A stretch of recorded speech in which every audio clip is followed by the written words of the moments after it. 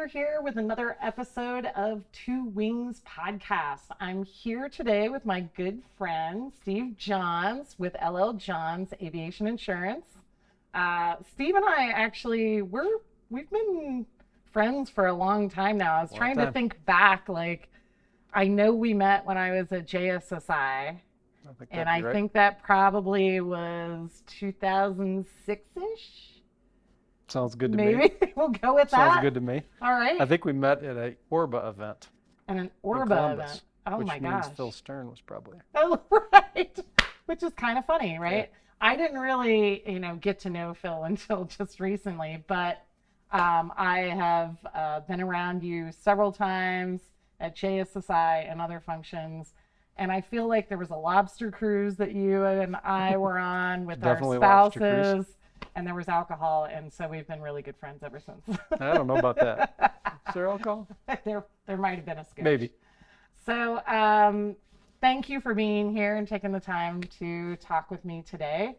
I wanted to talk a little bit about LL Johns. Like I know your dad. I don't know your mom as well, but this is clearly a family business. Your son's involved.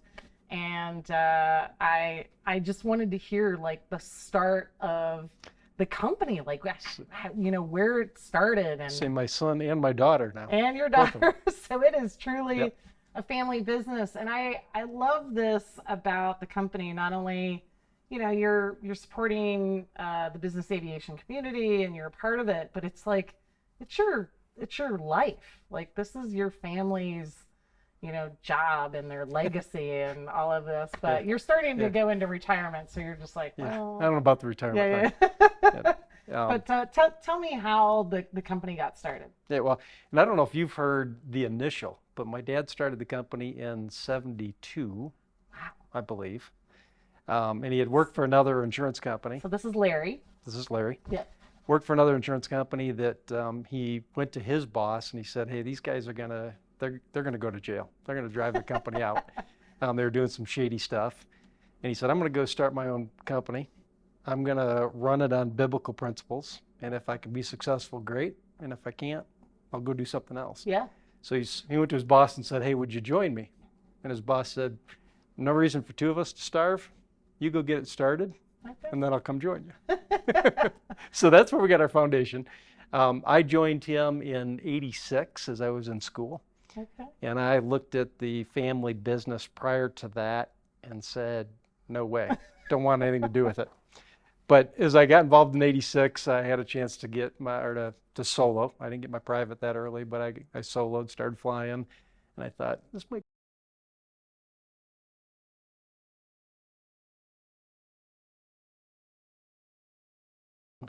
Okay. And I've been there ever since.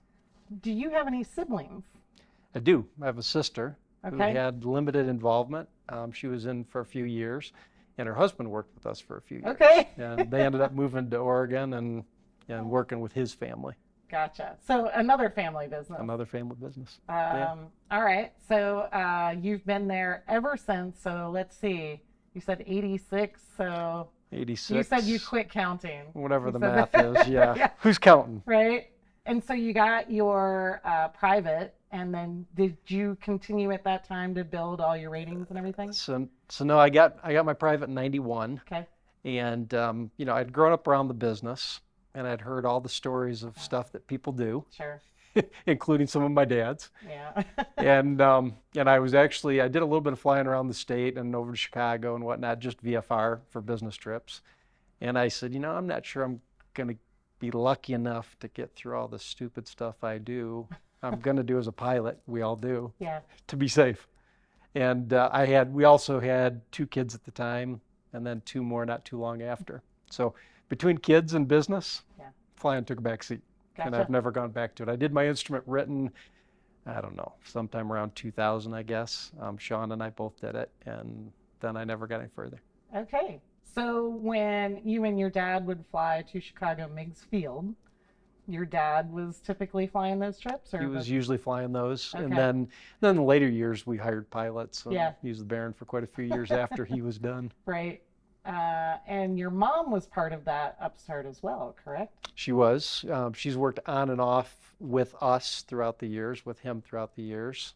She eventually got her private license as well. Took me for a ride as a fresh private pilot, and I don't think ever flew again by herself.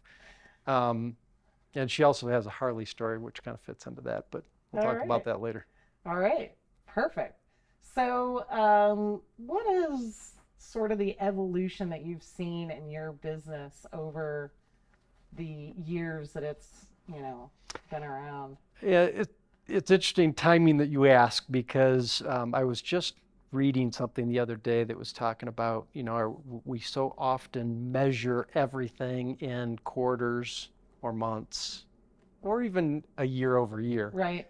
And sometimes you get discouraged. You don't win every year. Right. But as I look at, where we started, we're I think about 6 times the size we were. So we've had a lot of years. Yeah. I told you I've been doing this a long time. But we've seen good growth over the years, and we've gone from, I think in the early days when I was involved, we had 6 or 7 people. We're at 20 or 21 right now. But we're still essentially doing the same thing. We're serving the general aviation community.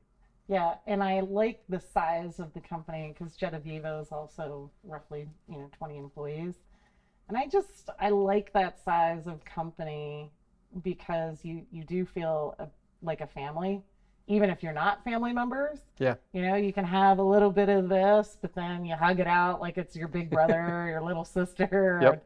And you're just like, I don't like what you did, but let's move on and we have a common goal. And I feel like that's more likely in the smaller family style business. And I certainly know a lot of your folks, Sean, certainly. And it's just, I've always really enjoyed hanging out with you guys over the years at Oshkosh or wherever. So we've had a lot of fun. Yeah. For sure. So it does seem like you have a lot of fun. But when you talk about, that growth, six times bigger, I think it's an important point because I hired a business coach a couple years ago, and he, when you have those years where you're just like, man, you're just eking out, the same, or maybe you're only 5% growth and you were hoping for 15 or, And some years you go backwards. sometimes it goes backwards.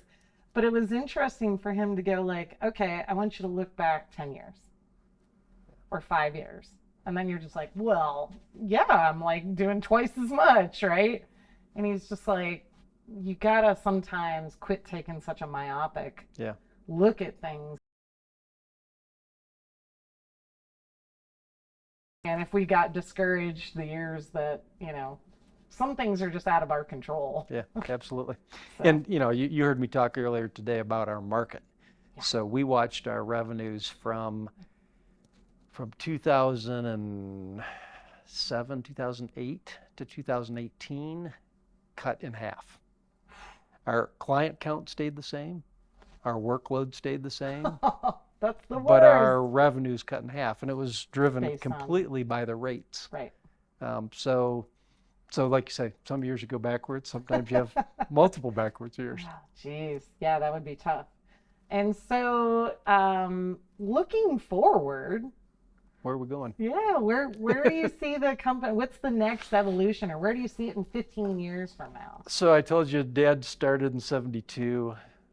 Somebody's probably going to correct me. That might be 71, but 72 we'll call it. I joined him in 89. Kids joined us. Kaylee is our CFO, and she joined us right out of college, started in a insurance customer service role, really customer facing, and then transitioned into CFO. So she's sitting in that spot now. She's been with us 15 years maybe. Okay. Cameron, who joined us about 4 years ago. So as MJ and I were looking at, what we're doing and where we are in life, we said, all right, we're not going to do the same thing. Oh, my dad's going to hear that. Not going to do the same thing that Dad did. Does he listen to podcasts? I don't know, probably Yeah. not. And have, because it took us years to figure that out. It was just in Yeah. the last few years we really came to terms on a succession plan. So we said, all right, I got 5 years. Let me rephrase that. I got 5 years I'm all in. 5 years, we've got to be figuring out what this looks like. Yeah. And then at the time that I hit 70 to 72, really, and you'll appreciate this, what I've told MJ is I would like to be a Lucino. Yeah. I'd like to have an emeritus role and go to all the functions. Shake all the hands. Have a I'm few sure Lou's glasses of working. wine. Yeah.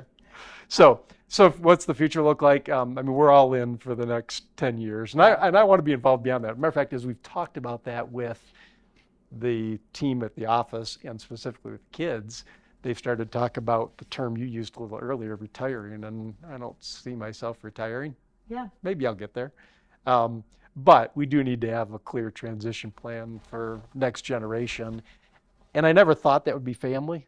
Yeah. But it looks like it could Well, be the case now. with Cameron, like that's more recent. Yeah. And so it's interesting. So for me, because my husband would love to retire, and it's no secret for JSSI. He's going to retire as soon as possible, but it's not possible yet. So you've got him for a while longer.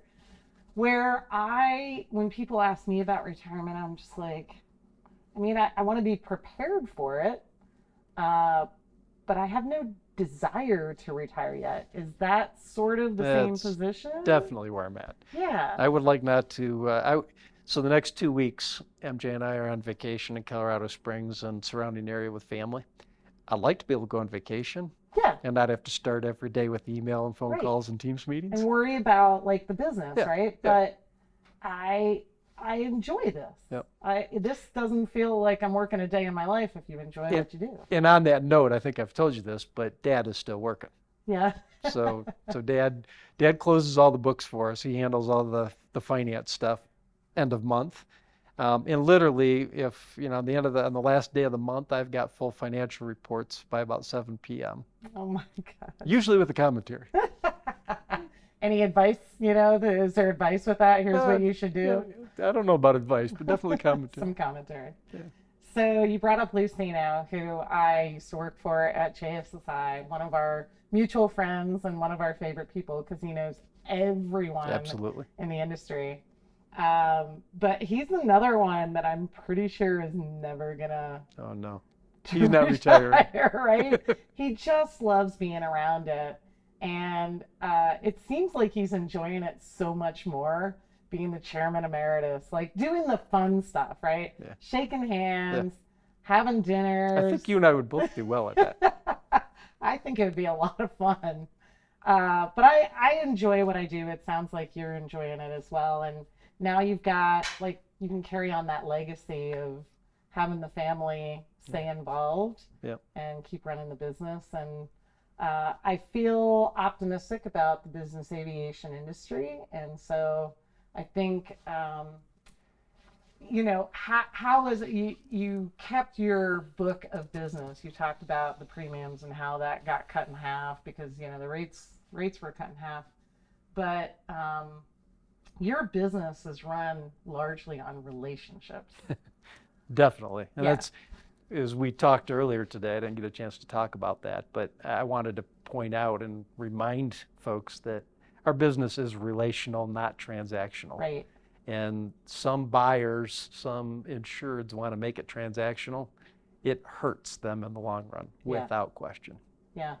And so you have people that have been working with you for years. What's your longest standing customer? How long have they been with you? Oh, Just out of curiosity. I have one customer in Central Illinois who is in his 70s now, I believe, and we're providing some insurance for various things he's doing. He sent me his policies and pictures of the airplane he soloed in the 60s. So he actually was insured with my dad at the previous company that I mentioned. Wow. And then he was one of our first insureds. So he's clearly the longest standing. Customer number one Yeah, or something yeah. like that. I have customers that I've worked with. One that comes right to mind is a Falcon operator, and they bought their first airplane in '92, and they're still a good, solid customer, great customer. So, as you said, it's a relationship business, and if you respect the relationship and you respect the job, what we do for them, and you do the job, it's a good business. Yeah. We've really, at one point we had a number of public companies that we served, and they were great. It's pretty nice to be able to say you insure Volkswagen's flight department here and in Germany. But public companies tend to have a lot of pressure on the risk management team and a lot of political pressure on who they are working with. So generally, some good customers and some good relationships in those places over the years, but we've really focused on privately held 91, 135 operations. We love working with single ship owners or few ship owners. Right. Those are the type that tend to turn into 30-year customers. Right. So. They have 1 or 2 airplanes in the fleet. Yeah. So that was going to be my next question, was like your geographic footprint. It sounds like you're all over. Yeah, our focus when I started back in the 80s, early 90s was really a 5-state area. So it was Michigan, Ohio, Indiana, Illinois, Wisconsin. Over the years, we've had a couple of factors. A lot of my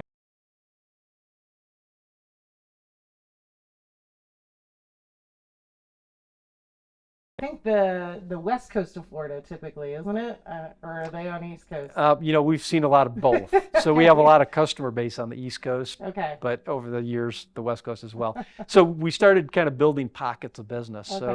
So Florida, Boston, New York. We had an office in Montgomery Field, San Diego for years.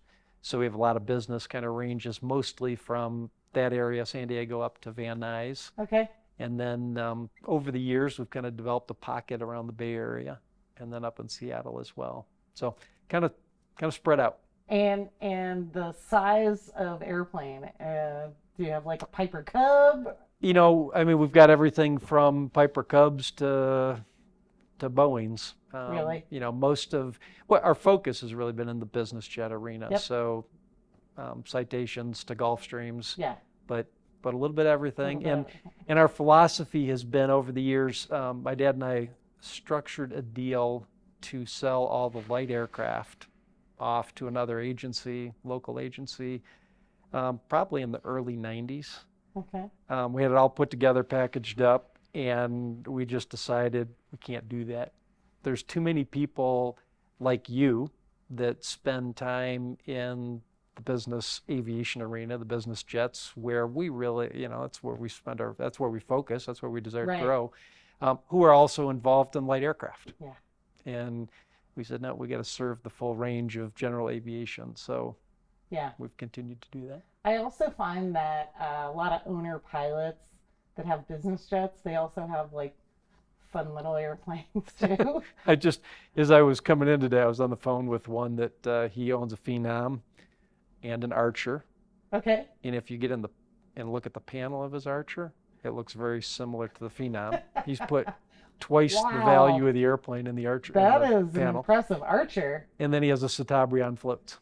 See, all the fun stuff. Yeah. There was a guy based out of, actually, it was Oakley Sunglasses, which they later sold to Sunglasses Hut or something like that. But they had a Global based out of John Wayne Airport, right? And they had the office next door. And they also had a Beaver up in Seattle, that area up there. So it was on floats. And I was just like, you have the Global and you've got this cool Beaver on floats. So really cool setup. But I do find that a lot of these flight departments have some fun airplanes with their business airplanes. But pretty common. All right, so we know where the business is going. Cam's got he's got a few more years ahead of him. Yep, Cameron and Kaylee both. And you've got grandkids now. We do, 3 of them. So it sounds like the next generation is on its way. We're prepping. That's right. So I'd like to segue the conversation. I love airplanes. We all know that. But my next favorite thing, of course, is motorcycles. And I happen to know that you ride. Your dad rides. Still. Still. At 83. At 83. I hope I'm doing that. So I want to talk a little bit about your motorcycling experience. What are you riding today? I'm riding a 2002 Harley Road King Yeah, Classic. Um, Literally, it's a classic model, classic. and it's a classic. It's got, I think I've got about 75,000 miles on it now, so it's Wow. starting to get a little tired. So the story, I started riding as a little kid on the back of my dad's bike. Okay. Almost all of my riding has been confined to paved roads inside of the continental U.S., so Sure. not a lot you'd be familiar with. I'm familiar with that Yeah, too. yeah. Um, so in high school, my dad bought a second motorcycle for me to ride, a Honda Goldwing, which was the biggest thing you could buy at the time. Sure, yeah. And he said you can only ride it with me, with, two bikes together, which is probably why I lived through high school. So that's where Yeah. it started. When I graduated high school, my sister had taken a trip with my grandma to Europe, and Dad said, "What do you want to do?" And I said, "Do a motorcycle trip." Yeah. So I remember leaving Michigan, and my mom saying, "Well, where are you going?" And my dad said, "I don't know." She said, "How long are you gonna be gone?" Well, I don't Not know. sure.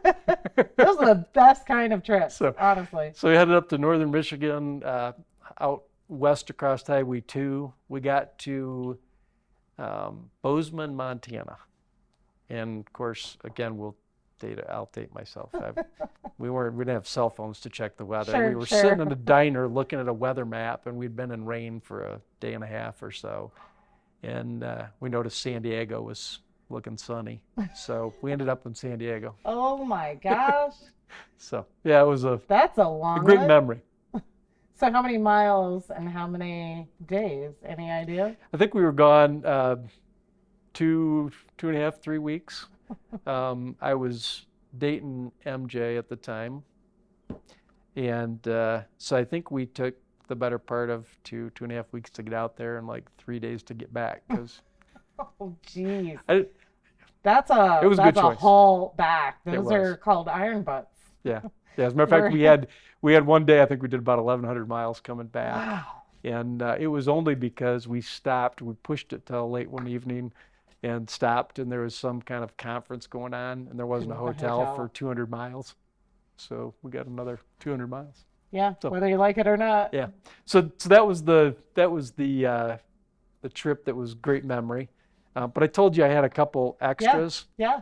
So fast forward, I don't know how many years, we had both stopped riding, and I think Kaylee would have been, it doesn't matter when it was.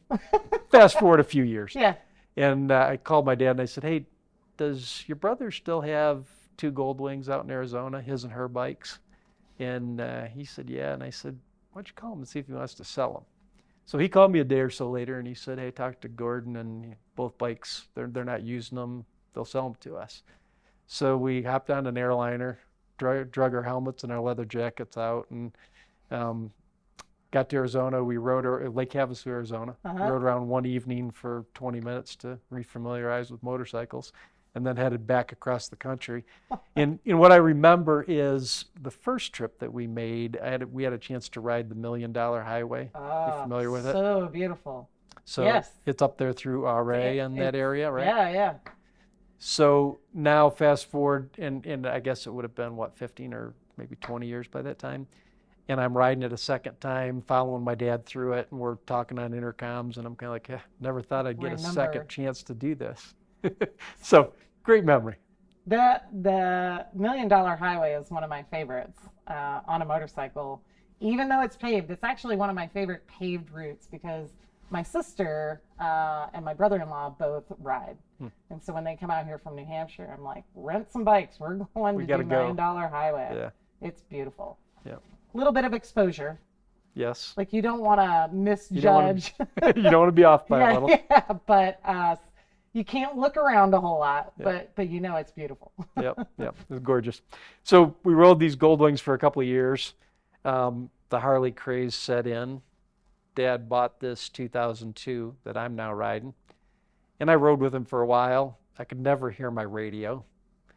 I looked like the total nerd. And so I called him one day and I said, "Hey, I'm selling my bike." And he said, "What are you going to do?" And I said, buy a fishing boat or something, spend time with the kids. And so he called me a couple days later and he said, I really want the anniversary edition 2003. So this was in 2003. So I'm going to buy a new one. I'll sell you my old one. And I said, okay.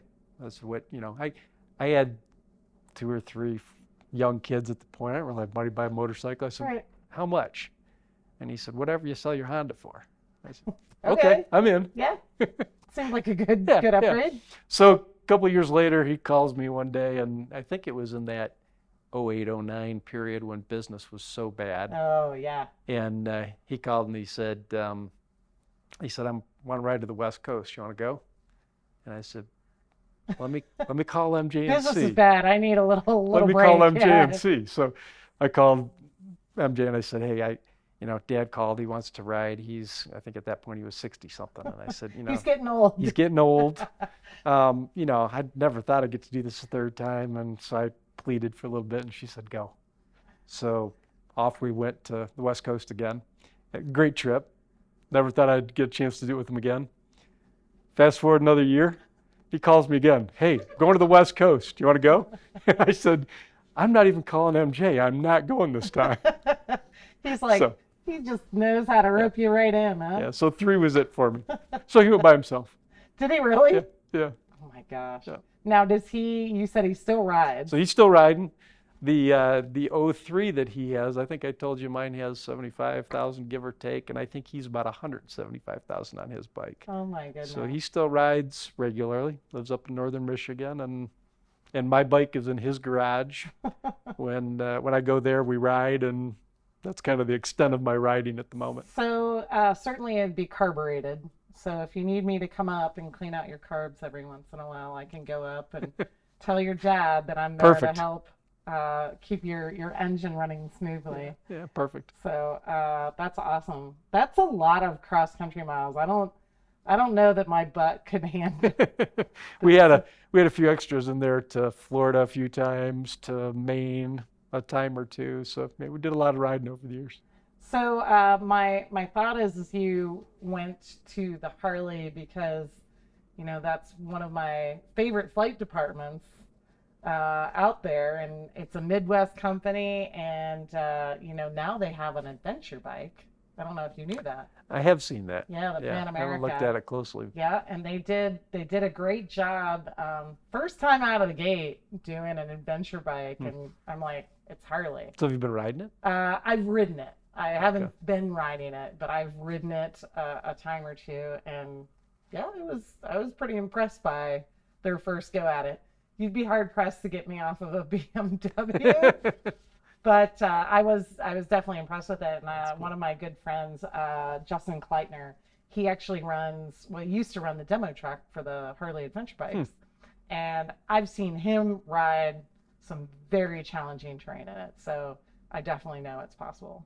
That's cool. But if you're ever looking to get off the road and do, 200-mile days, which probably take as long as your 1,000-mile days. I'm pretty sure. Let me know. I'll do that. But I do think it's great that you guys have that sounds like it was your bonding time together, the motorcycles. Had a lot of fun over the years. And so this last Father's Day, I called him. I was going to go up to Harbor. I'm about 3 hours away from him, and I thought, I should run up and see Dad for Father's Day. And he said, you could, but I'm getting in the truck to go down and pick up the bus. He's still driving a Prevost motorhome, but it was in Knoxville for service. So he said, you could go with me. So I said, all right. I said, I'll go with you down, but only if you share the drive and coming back, because he doesn't usually share driving very well. So we laughed. We were Father's Day. We did another road trip to Knoxville, and the next day came back home. Jeez. Well, those are really wonderful memories. I'm glad that you have both your parents still around.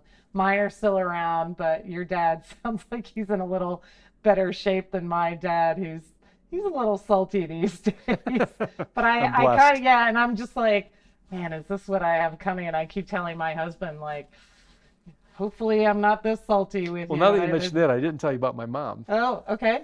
Oh, yeah, you said that something about she has a motorcycle as Yeah, well? so she did get into riding for a while. So she rode behind my dad for years Yeah. and eventually said, all right, I want my own bike. So Good for they her. bought a Deluxe. You remember the Deluxe? Harley Deluxe? Yeah. And she went to school, got her license. So she was probably in her 70s, early 70s Oh at my that time. gosh. And she That's rode, pretty they awesome. rode together for a while. And then one day she said, I'm done. He's like, oh, you want me to put your bike away? And she said, no, just sell it. I'm done. So she did it for a few years, had Yep. some fun Yep. in her 70s, which is really awesome. Yeah, And now she's on to something different. on to something else. Well, that's awesome. I appreciate you being here with me today. My pleasure. It was good to hear a little bit about the background of LL Johns, and I enjoy hearing stories like that. I love family businesses. My folks had carpentry business for a long time, and there's just something very wholesome that you don't see in today's business world much anymore, and that's unfortunate because I think companies like yours offer so much more personal touch, right? Like it's not just a business, it's not just a job, It's kind of life, it's life. Yeah, it's your for life. better and worse. So, but I appreciate you being here. I appreciate our friendship. I have a lot of fun with you and your wife whenever we hang out, and we should probably go have a drink together. In Go fact, hang out right now. I like it. thanks for joining us. That concludes this episode of Two Wings Podcast, and we'll see you next time.